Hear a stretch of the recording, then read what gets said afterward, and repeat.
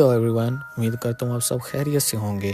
انسان کا غلط فیصلہ اس کی جان لے سکتا، اس طرح ایک غلط فیصلہ کس طرح اثر پڑا، آئیے اس کہانی میں جانتے ہیں۔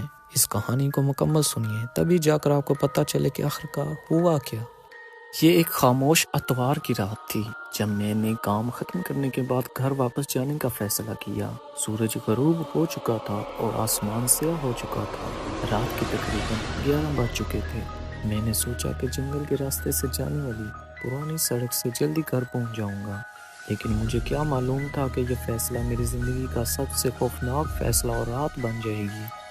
راستے کے بیچ میں میری گاڑی نے جھٹکے کھانے شروع کر دیے۔ میں کسی طرح گاڑی کو سڑک کے کنارے پر لے آیا، لیکن پھر انجن بند ہو گیا۔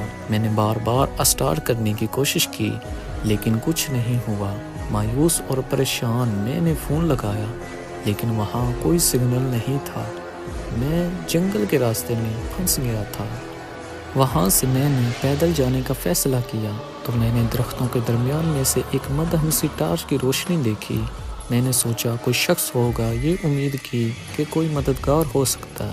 میں نے گاڑی سے ٹارچ نکالی اور روشنی کا پیچھا کرنے لگا۔ اس ٹارچ کی روشنی کا پیچھا کرتے ہوئے اس نے مجھے ایک پرانی ویران جھونپڑی تک پہنچا دیا۔ یہ جھونپڑی کئی سالوں سے خالی پڑی ہوئی لگ رہی تھی۔ دروازہ تھوڑا سا کھلا ہوا تھا اور اندر سے دھیمی آوازیں آ رہی تھیں۔ میں نے دروازہ دھکیلا اور اندر چلا گیا۔ اندر جھونپڑی میں موم بتیوں کی مدھم روشنی سے جگ رہی تھی۔ کمرے کے اندر چند نقاب پوش لوگ ایک دائرے میں کھڑے تھے، کسی نامعلوم زبان میں کچھ پڑھ رہے تھے۔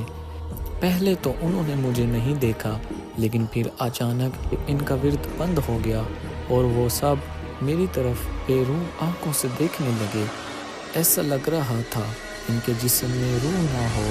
میرا جسم گھبراہٹ سے کانپنے لگا جب ان میں سے ایک نے میری طرف اشارہ کر کے کچھ کہا۔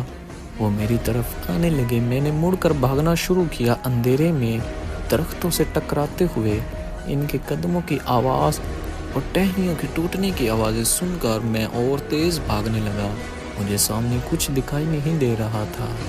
اچانک میں کسی چیز سے ٹکرا کر زمین پر گر گیا۔ مڑ کر دیکھا تو میں نے ایک باریک تار سے ٹھوکر کھائی تھی۔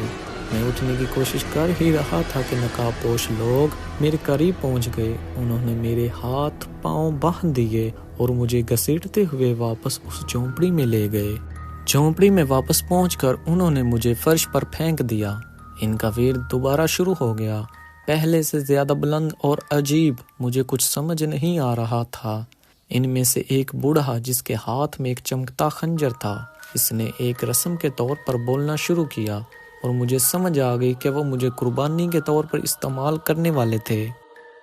جیسے ہی خنجر میری گردن کے پاس آیا، باہر سے ایک زوردار آواز سنائی دی، پولیس کی گاڑی کا سائرن۔